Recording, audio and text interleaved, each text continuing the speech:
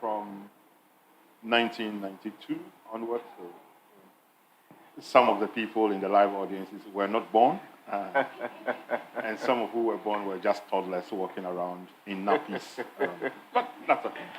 It's like your education experience alone is someone's lifetime. Exactly. It's nearly 30 years. Awesome. All right. And by the way, I've taught in what in the past we used to call middle schools, which we now call JHS. I remember really? when the universities were closed down. I was in university in the 1980s. Were closed down for 1 year, so I taught in a middle school. So kind of you can say that I've taught from middle school, skipped secondary schools, and then went to teach in the universities. Oh, great. So we all can attest to the fact that we have the right person to discuss this very important topic. So let me go straight to our discussion this evening. But before that, I want to remind you, both our live audience and our virtual audience, that whilst the discussion is going on, please keep your comments coming. We really love your comments. So log on to our Facebook or our YouTube, Taylor Generation Chapel, and then drop a comment. If something hits you, just either you hashtag it or just write it in a statement and then put it on our platform, and then we are going to read it live. But if you are watching it after this program is over, just stop, put it there. Somebody will watch after you and will be blessed. All right, so Prof, last week you explained to us what education is, and then you gave us the distinct differences between schooling and education. But today my first question is going to be that you said that education is not necessarily schooling. So what are the vehicles or the avenues that people could use to educate themselves? Okay, so what you are saying is, how do you educate yourself apart from going to school? Is that what maybe school inclusive? Okay, all right. So one of the mind to connect with other knowledge that you have, and apply them practically, and then you'll also be able to tell some people about it. So it's all about understanding and being able to use the knowledge that you have. If you go to school and you hear things you don't understand, then you've not been educated. If you understand and you are not able to apply what you have done, then you've not been educated. Education is always for a purpose. And so for the person who goes into a place to be educated, to know whether you've been educated or not is to move yourself from ignorance into knowledge, and to move yourself from knowledge into the application of that knowledge to solve a practical problem or a problem that arises from thinking. If you can do that, then you are educated. So school is the means by which most people will do that. But if you go to school and you don't learn anything, then you're not being educated. You're just going to sit in a place that somebody has called a school. And so the fact that the thing is called a school, you go and sit down, doesn't mean that you're educated. So that's, is that so? And that also means that, you see, some people can learn at home.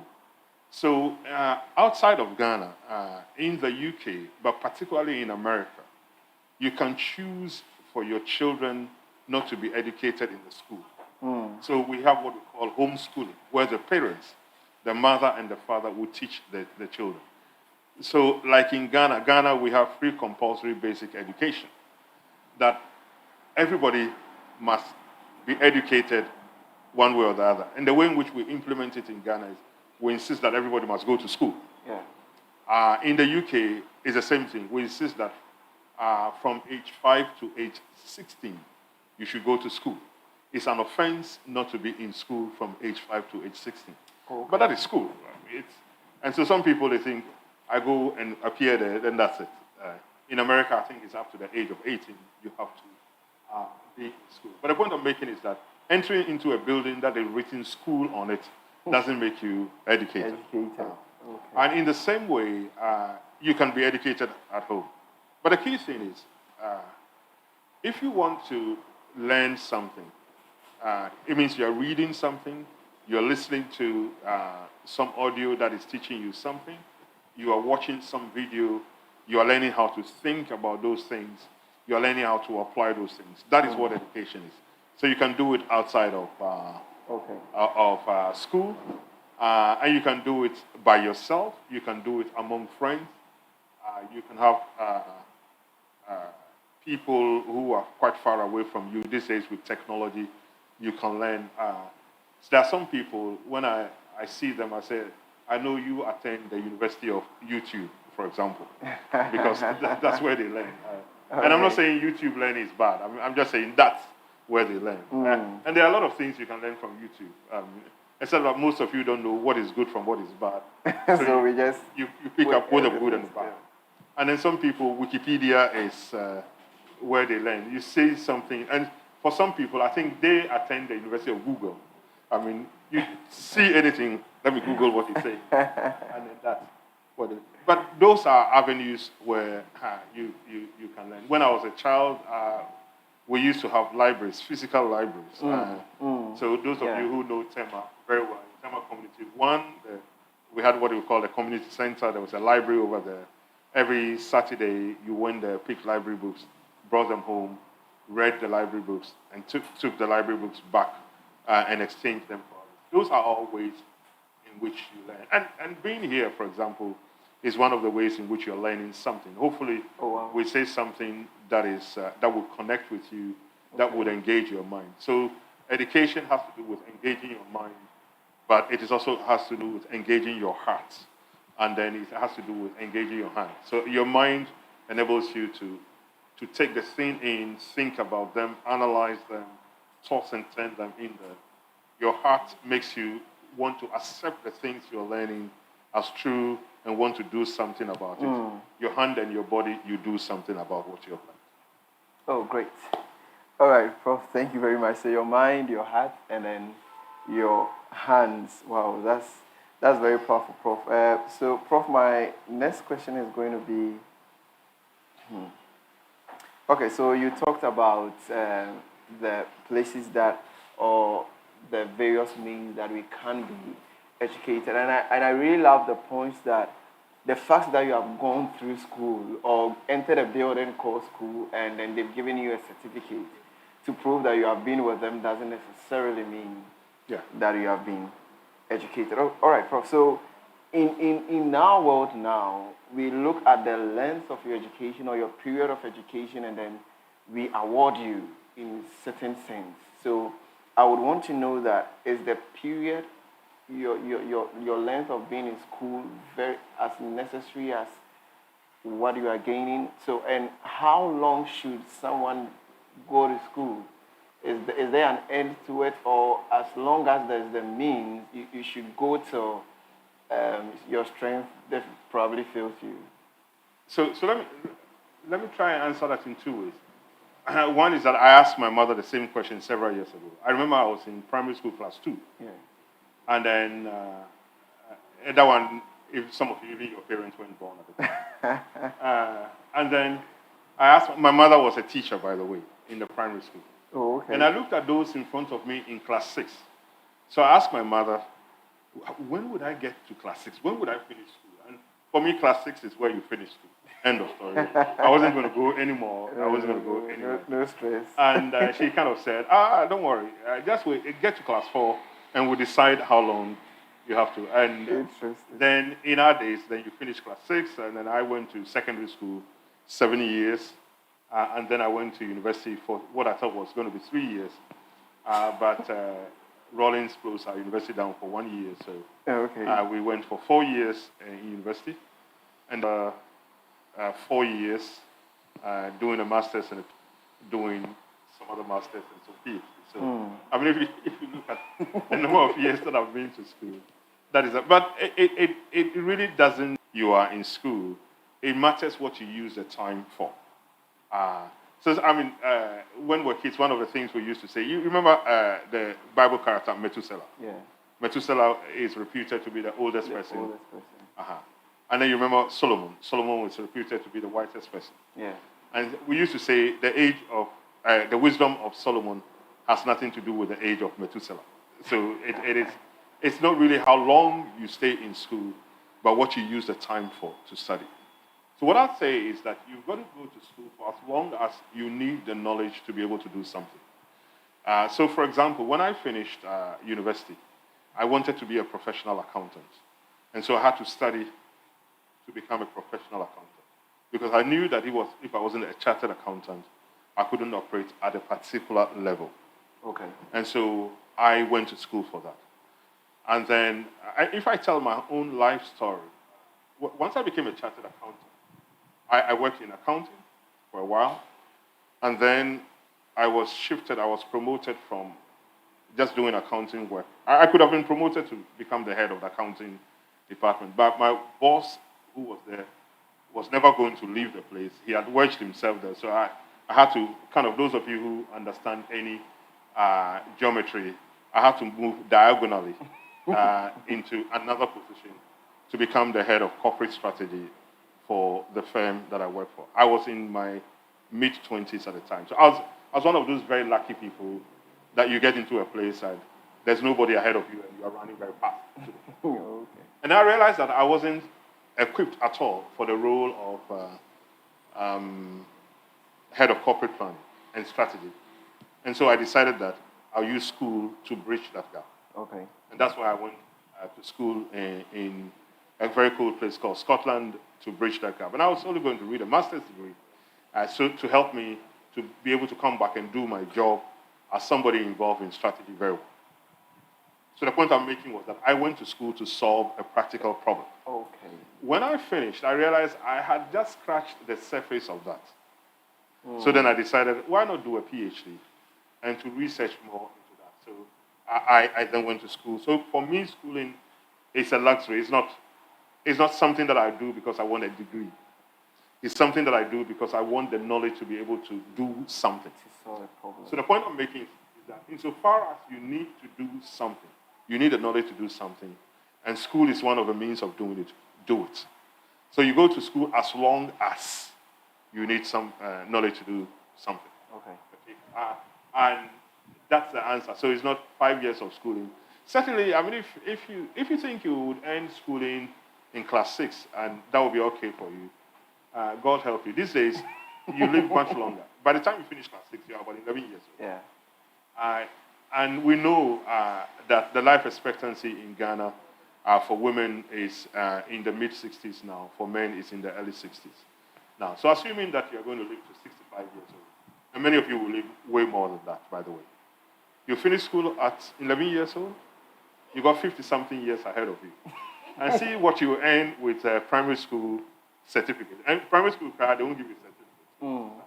So what we're saying is try to learn, but don't think about the learning as what somebody is forcing on you. It is what you need to do to equip yourself to get a good job and for you to contribute to society. And so insofar as you need them, do that. And it doesn't mean you should also go to learning all throughout. You start from end to finish, then you collect all the degrees, then you start working. Also, that by the time you finish the school, the thing you started learning from at the present cry, you would have forgotten it. So you go to school, you come and do some work with it. You find out that I've heard about this new area I'm interested in. Maybe it's something that is helpful to Ghana. For many of you who say, I hear you make a lot of money from there. Okay, I want to go to school and learn something about it. Then you go to school and learn something about it. So far as you need the knowledge, you go to school. So my answer is, you go to school for as long as you will need the knowledge to be able to do something practical in your workplace or so on to do that.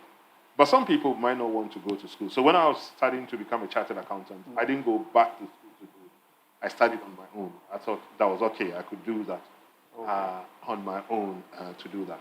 A lot of the things that I study now, and I do a lot of studying myself. I mean, even though I'm a few years away from 60 years, I still study. And for those of you who, I don't know, if I ask the audience, a live audience, how many books do you read in a week? Or how many pages do you read in a week? So it starts from a year. That will make it easier for us. For some of you, I'm not sure you'd have read graphic from cover to cover in a week. But you've got to be able to do that. So I give you an idea. Every day, I read about 200 pages of material. That is Every day. Yes. So that is that, which means that it's like reading one small book. Yeah, that's a full book. A day, and the kind of reports and other things that I write in a week. Every week, I'm writing a report of about 200 or 300 pages. So that is. No, I'm not saying that you start by doing that, but I'm saying read something. You learn something. You learn what is happening around the world, in the world around you. You learn something that would inspire you. You learn about somebody. I mean, right now, some people say there's a guy called Shatawale in trouble. So read something about Shatawale just as a start, and you learn how to read. Then move on to something. What's happening in America? What's happening in South Africa? What's happening in Togo? What's happening in Ivory Coast? You are educating yourself. You are learning something about them to apply to your life. And that's where it's at. Wow. Prof, your submission is very, very encouraging. For some people, they rush, they want to finish school early because they want to finish, stop studying or finish reading. Whenever it's exams time, they wish that they are over and done with the exam so that they can have their time to do all the other stuff apart from reading. But you telling us that even up till now, you still read all. But the good thing is that nobody examines me. I'm the one who examines people. And it's one of the sweetest things you do. You are not going to write examination. And others are going to write examination. You are determining whether they pass or fail. That is the life. But you've got to study a lot, go through a lot of examinations. Yeah. To do that. And by the way, I mean, I don't care very much for examinations, to be honest, because some of the examinations are very good at distinguishing between those who know and those who don't know. You see, the whole thing about examination is this. It should be able to distinguish between those who know and those who have the skills that are required and those who don't have the skills. So a good examination system, if you have the skills, you pass. If you don't have the skills, you fail. A bad examination system, some people who don't have the skills will pass. Think about a doctor has a certificate, and they said he's passed all his medical exams, but he knows next to nothing. Go to him and see whether you come back alive. You will not come back alive for that. So that's a bad experience. Or there are some people who are good, but they fail examination. That is not a fair examination system. And I've been in situations, in the previous work that I did, when our students fail examination, some of them will take you to court and say, why should we fail the examination? And I've stood in the United States in courts defending our examination system and saying that those who failed needed to have failed, really, in terms of that. But apart from, taking the examination aside, what are you really in a rush to do with your life getting out of school? You see, when I was a kid, and these days it doesn't apply to you guys. So my generation were the generation that suffered the most. My generation, your father ate before you ate any food. So all of us were waiting to grow up so that we eat food before our children eat food. And then when we grew up, our children started eating food before we ate. So we suffered both ways. So we had a reason why we wanted to get out of school very quickly. Yeah. But really, when you get out of school very quickly, you want to start paying rent. You want to start paying bills and enjoy your time now. You don't know. You don't have to worry about what you're going to eat. Let your parents worry about what you're going to eat. And if you can extend that as much as possible, extend that. By the way, this advice is not for my children if they're watching.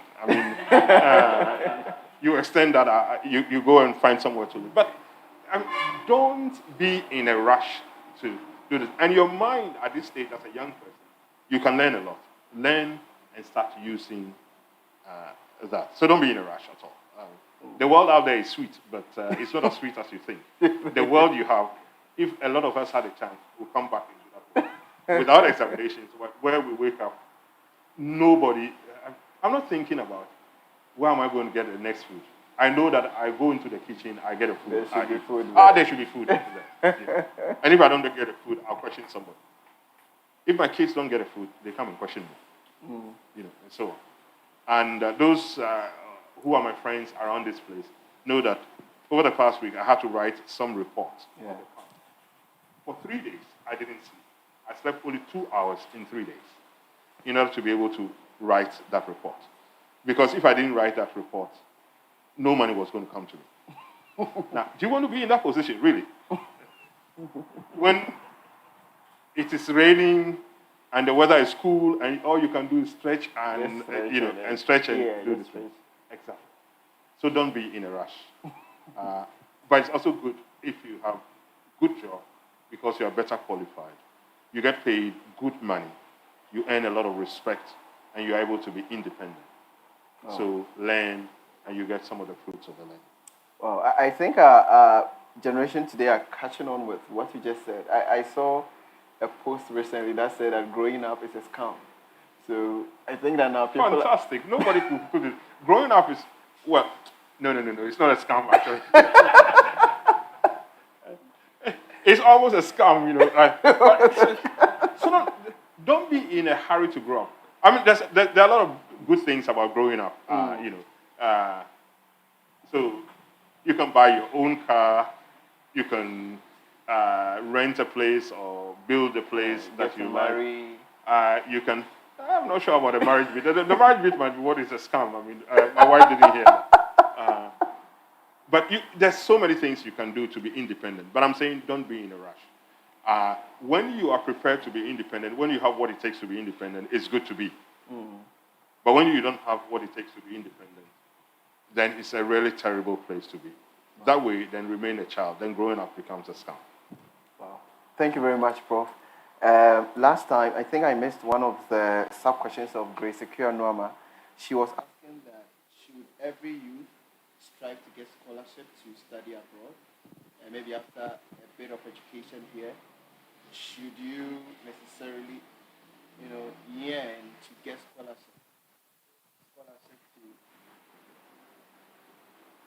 to... So, to study abroad. Okay, so what you're asking is really whether somebody should, after studying here, you should get a scholarship to study abroad. Yeah. I don't know whether it's the studying further that is the question or the abroad that is the issue.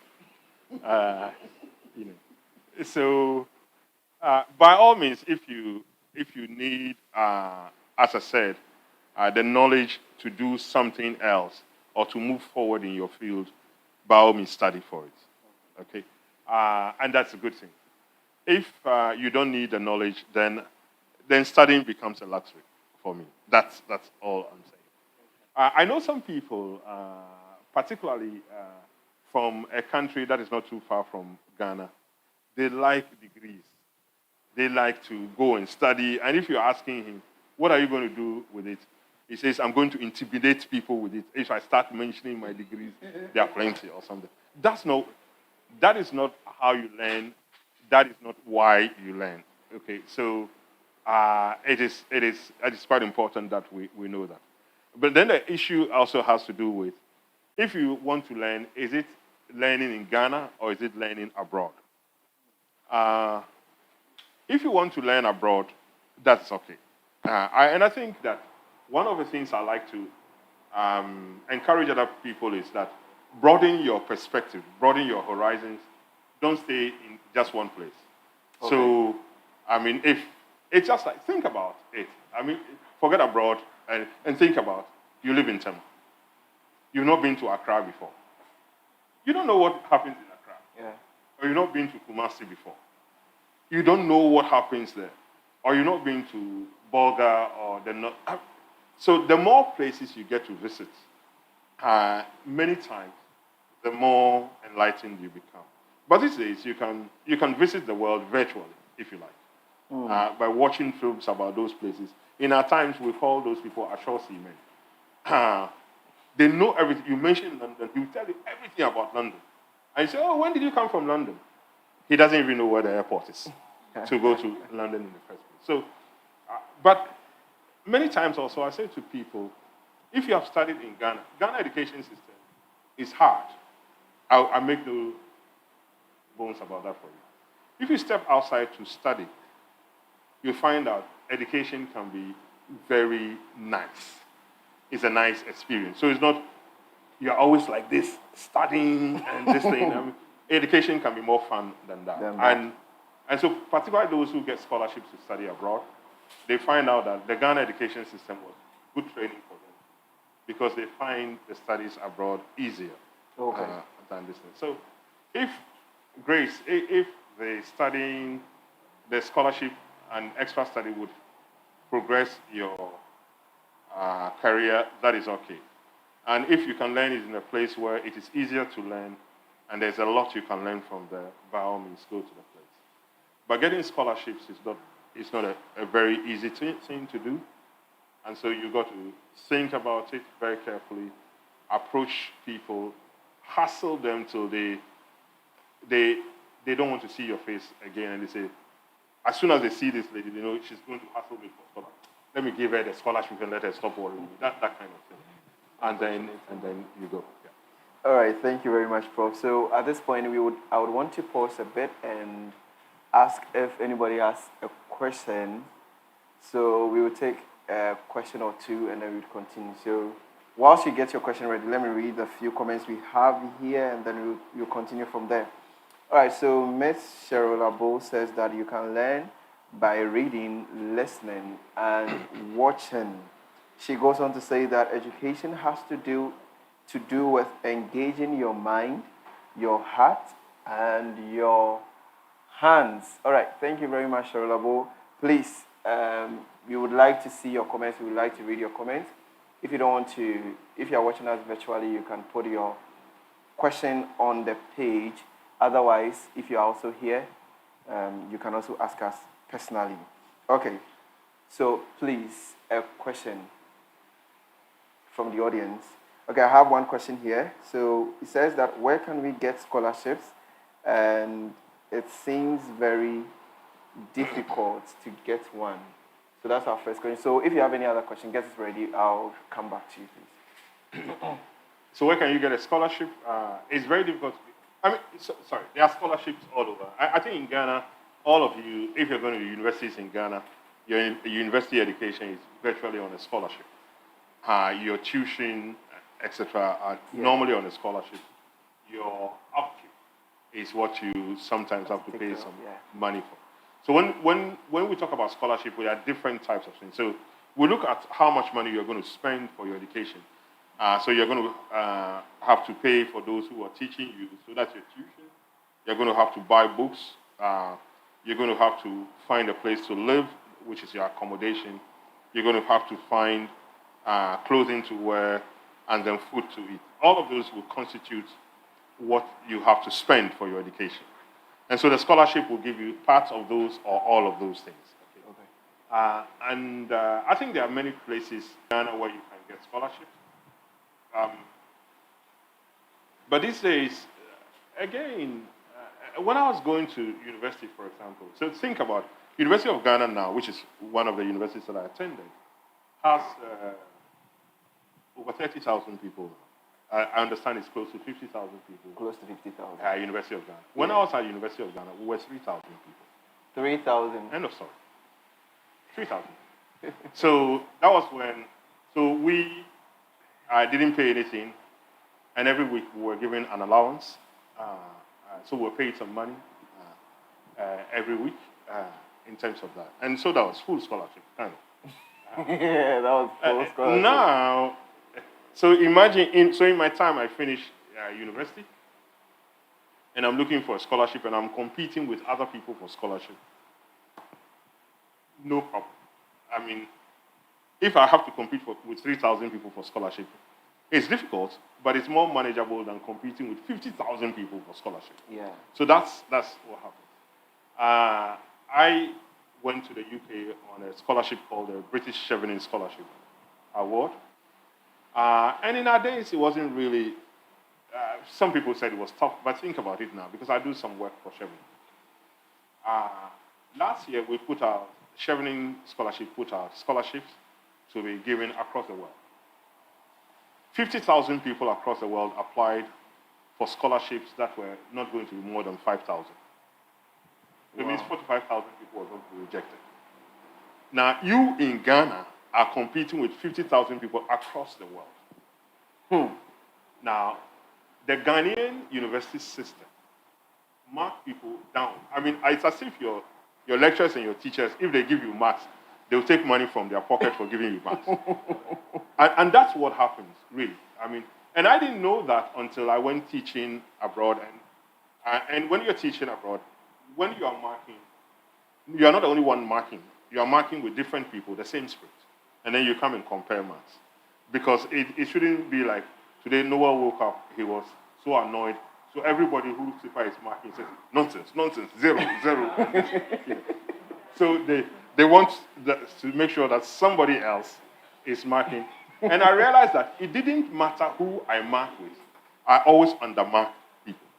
Wow. So it was a consistent behavior of mine. And I learned that in the schools that I attended, that was what happened. So I had to correct that.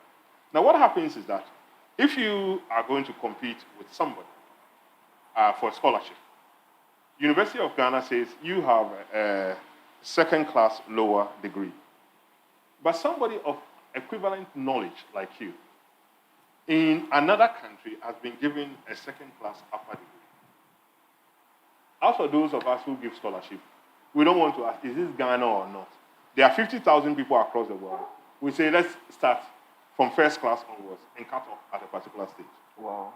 So if in Ghana you're unfortunate you pass through the hands of a lecturer who was annoyed with his wife when he was marking your paper, then the grace of God be with you, and the fellowship of the Holy Spirit and the love of God will see you through in terms of that. You know, and so my message to Ghanaian lecturers and other things is that you think you are doing, you are being hard, and you are being hard consistently to everybody, but you forget that your students will go and compete with other students across the world. And so it becomes quite difficult for you to make it. And once they have then chosen, so if you take Chevening scholarship, for example, 50,000 applicants, then they weed it down to about 20,000 or thereabouts. And then the 20,000, if it happens to have 10 Ghanaians, then they'll push the 10 Ghanaians to the British High Commission here and say, interview the 10 Ghanaians that, who have made the cut. And maybe they are giving 10 scholarships in Ghana. Then they say, okay, everybody who literally gets shortlisted in Ghana will go. Oh, wow. You know, but sometimes you won't get that number, or sometimes you get above that number. But it's quite difficult to get scholarship. And then you are also going to think about, and these days people are really, really studying very hard. And when you want to get a scholarship, you have to write essays, you have to attend interviews. And so for the young people of our day, please learn how to communicate, to persuade somebody that what you are going to do is of benefit to you, is of benefit to your country, is of benefit to mankind. You've got to learn how to do that. And Ghanaians, we talk around the subject too much. It's as if they've given you some fufu to eat, and then you are playing with the soup around them. Eat the fufu for us, please. You know, let me give you an example. You ask a Ghanaian, what is your name? The person expects you to answer the question in 10 seconds or less. So what's your name? My name is Noel Tagoe. Then the person is ready to move on to the next question. The Ghanaian says, oh, what is my name? That's a beautiful question. Thank you very much. Thank you very much. That's a very beautiful question. You see, in Ghana, we name our names according to who your parent is and which day you were born. 1 minute, you have not. The person asked you, what's your name? He didn't ask you, what's the history behind your name? And so, by that time, you've lost the person already. The first impression the person gets is that this guy, he doesn't understand questions or he doesn't know how to answer questions. Your scholarship is gone. So what's your name? My name is Kezia. And then if you see them looking at your face, they are like, what does Kezia mean? Then you start answering, I was named Kezia. It's a name from the Bible. It's this and that. What's your name? Oh, beautiful question.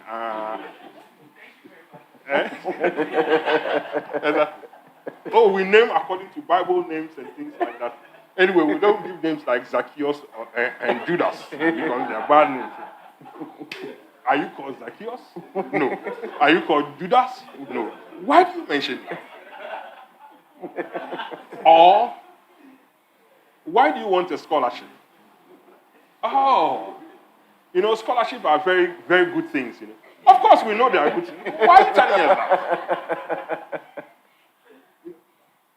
Go straight to the point. Go straight to the point. And that is where you engage people. And if you don't know something, say, I don't know. There was once one of my students asked me a question about British history. And I knew the answer, but I was quite annoyed that he assumed that me as a Ghanaian will be interested in British history to the extent that. So I said to him, I don't know. He says, oh, but you're a professor, you should know that. I said, okay. Do you know my grandmother's name? And he says, I don't know. Why should I? I said, because my grandmother's name is as important to me as your British history is important to you. Oh, and so you say you are attending Oxford University. You don't know my grandmother's name. Okay, let's move away from my grandmother's name. Do you know Ghana history? Because he's asking me Ghana history. He says, yes, I think I know a bit of that. I said, do you know who Ntim Jakari is? And then he decides. Then, so you don't know any history about Denchira and all those people. But the point I'm making is quite a serious point. Go straight to the point when you are asked a question at an interview or a scholarship and things like that. Because you see, once you go straight to the point, that's how you are evaluated. In the scholarship interview, you have between 15 and 30 minutes to make an impression on the person. They will ask you as many questions as they can ask you in that period. So that is that. Go straight to the point. Don't run around the question. So if you want to explain something, make the point, explain. Make the point, explain. Make the point, explain. That is how you get scholarship. That's how you get over this thing. And I have sat in interviews for scholarships or to employ people. As soon as you ask the person, I say, thank you for the question, then I put my head down. I'm saying, this guy is not going to, I'm not employing this person. I'm not, and so on. So please. But scholarships are good if you can get them. All right, thank you very much. Is somebody asking a question in the audience? Okay, yeah. So there's a question in the audience. So,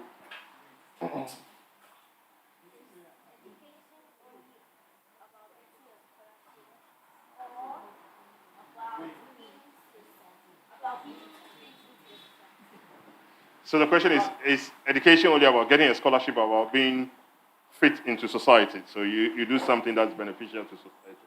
Education is about doing something that is beneficial to society. End of story. Sometimes you don't have the money to be able to learn, to be of benefit to society. And so you might need a scholarship to help you to learn, and be of benefit to society. So some people have rich parents and they can pay their school fees all throughout. I remember when I was in secondary school, a lot of my classmates, once we are going on vacation, I had to go from Achimota through Tema motorway to the motorway to Tema. Some people, their route is straight from school, Kotoka International Airport, London, or some other place. Their parents had the money. I mean, my dad was the kind who, speech day, I was getting some prizes, and my elder brother said, aren't we sending Noel some home-cooked food and something? And his question was, in Ghana, I'm a dining hall alumni. I mean, in other words, have we closed the dining hall or not? So if I'm waiting on my father to be able to go and study abroad and do some things to be useful, that isn't going to happen. And so I have to rely on scholarship.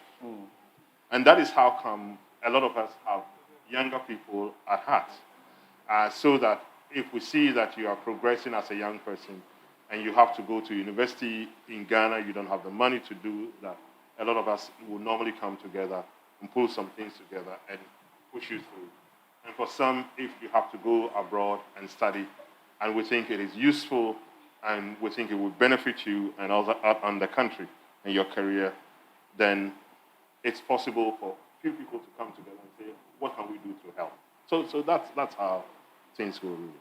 Okay, thank you very much, Prof. There's also a question on the platform. Shaolabo says that is experience always the best teacher? Experience is a good teacher, but I'll say learn from other people's experience rather than your experience sometimes. Oh. So let me give you an example.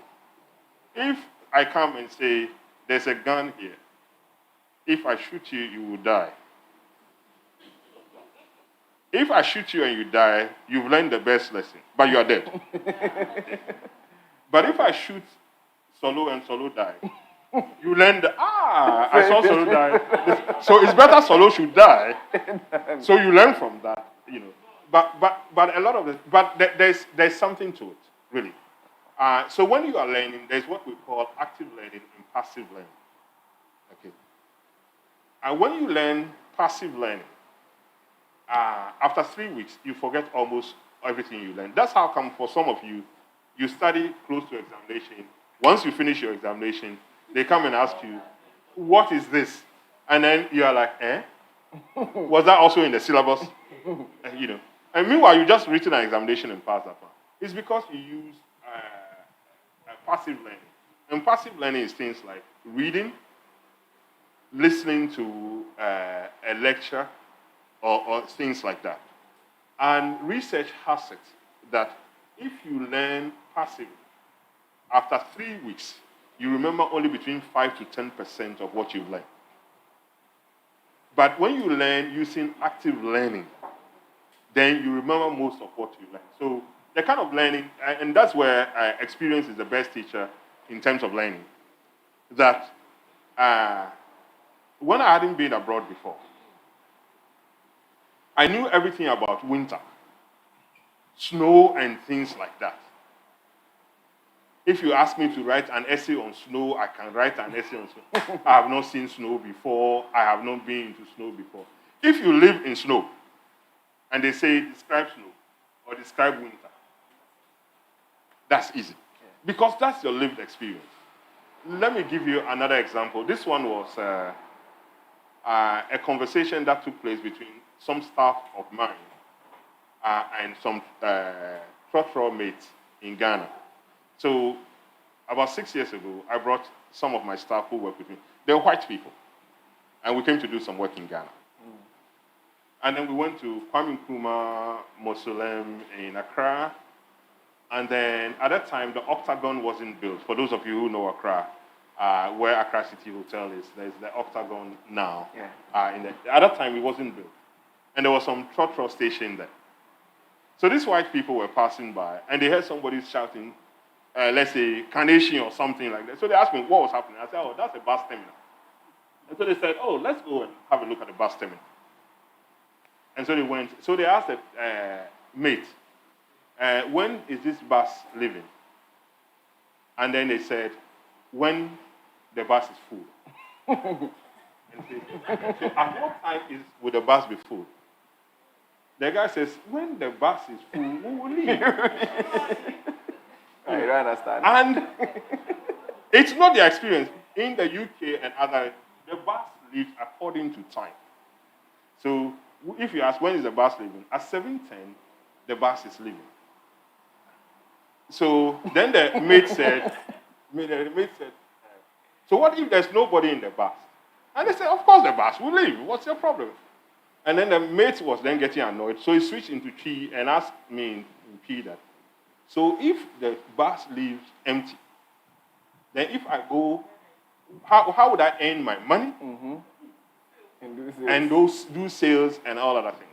But see, it never happens like that. Because in the UK, because everybody knows that the bus leaves at this time and this time and this time, you know when to get there. You don't go into a station and sit in a bus and wait for it to be full. So you can plan your time according to that. So it works. But the trotro mate in Ghana didn't have that experience. So it was something that was far-fetched for him. On the other hand, the trotro system in Ghana also works. If it's not full, it is not moving. And so it will work. So you see, there are two people of different experiences. And they didn't understand each other's experience. And at the end of the day, the church mate told me that take your stupid people and let them live. They are annoying me, you know. But if they had lived in each other's country before, they would know what experience is. In that sense, experience is the best teacher. So when you learn something that you have experienced before, then it is there. Assuming that you are going to be examined about your own father. You live with your father. And they say, write an essay about your father. As for that, the teacher, you even know more than the teacher.